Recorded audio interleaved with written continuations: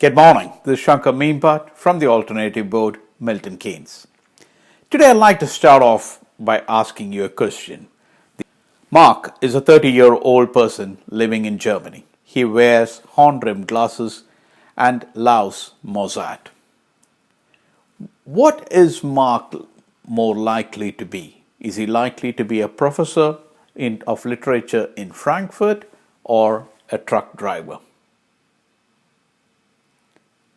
To those of you who have now decided Mark is likely to be a professor in literature, you're in good company. That is what most people are likely to say. But unfortunately, you are being driven by what is known as a base rate neglect. You have ignored the probabilities. The question was, what is Mark likely to be?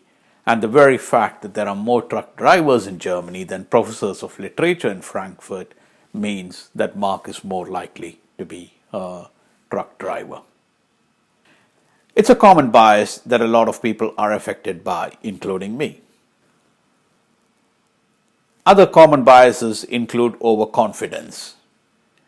You've been successful in your career, in your growth, and obviously there is a reason for that. And hence, you tend to be trusting yourself much more than others.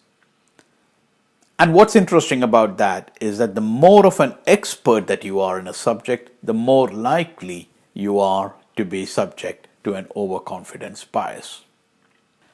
Another common bias is one of confirmation bias. You have an hypothesis and you tend to look for information that confirms your hypothesis. There are many other biases that I could keep talking about, and I'm sure you know many of them. But here's a book that I would recommend that you read, The Art of Thinking Clearly by Rob Dobley. So why are biases important?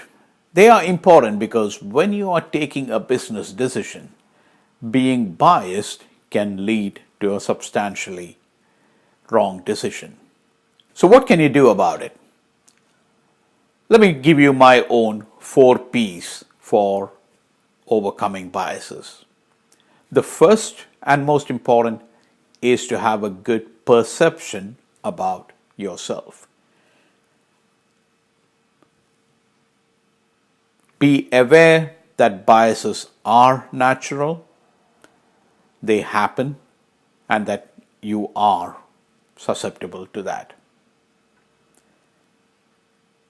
Second, be provocative. Challenge yourself, as you look through and as you go through things, challenge the basis, challenge the data that you see, challenge the information. Try to look at it from different angles. The third, be proactive.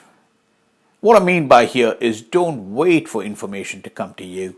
Go out and seek to look for information.